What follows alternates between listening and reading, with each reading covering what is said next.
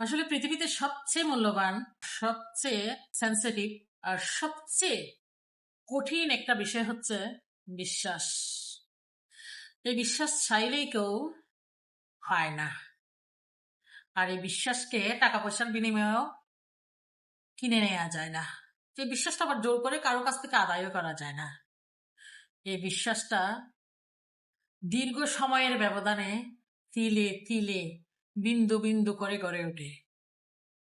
সবাই যা শুনছেন ঠিকই শুনছেন। বিশ্বাস তিল তিল করে সময়ের ব্যবধানে, একটা ব্যাপক সময়ের ব্যবধানে গড়ে ওঠে। তাও কিন্তু এমনি এমনি না। এর পিছনে রয়েছে পরস্পরের প্রতি পরস্পরের পজিটিভ মানসিকতা, উভয়ের সুন্দর প্রফুল্ল মন মানসিকতা, পরস্পরের প্রতি পরস্পরের সহযোগিতা, সম্মানবোধ, আর পরস্পরের প্রতি পরস্পরের আন্তরিকতা। খারাপ সময়গুলোতে, দুর্বল সময়গুলোতে, কঠিন সময়গুলোতে পাশে থেকে সাপোর্ট করা, এইসব ব্যবহারের মাধ্যমে, আচরণের মাধ্যমে বিশ্বাসটা দিনের পর দিন বিন্দু বিন্দু করে গড়ে ওঠে। এই বিশ্বাসটা গড়ে ওঠার পর অনেকটা সময়, অনেকটা ত্যাগ তিতিক্ষার পর, অনেকটা পথ চলার পর, অনেকটা সময়ের ব্যবধানের পর, বিশ্বাসটা গড়ে ওঠার পর এই বিশ্বাসটা ভেঙে যেতে চোখের এক পলকের কম সময়ও যথেষ্ট।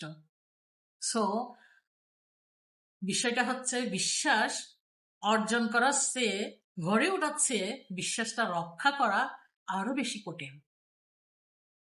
আর এই বিশ্বাসটা রক্ষা করতে হলে প্রথমত প্রত্যেকের ওয়াদা ঠিক রাখতে হবে, ওয়াদা ভঙ্গ করা যাবে না। দ্বিতীয়ত নিজেকে সবসময় পজিটিভ মন মানসিকতা, পজিটিভ চিন্তাধারার মধ্যে রাখতে হবে। আর তৃতীয়ত নিজের আত্মবিশ্বাসটা, পরস্পরের আত্মবিশ্বাসটা সুদৃঢ় রাখতে হবে। তাহলে এই কঠিন কাজটাও পসিবল হবে। তুমি ছিলে, তুমি আসো, তুমিই থাকবে। ভালোবাসার এপিঠ ওপিঠ হয়ে ভালোবাসি বলে তোমায় অন্যের সাথে দেখতে চাই না। হৃদয় সাগরের গভীরে ঘুমন্ত ঝিনুকের বুকে যত্নে রাখা মুক্তা তুমি। শুধুই আমার, শুধুই আমার তুমি।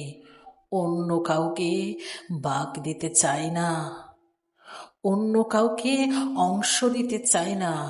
অনেক যত্নের ভালোবাসা তুমি।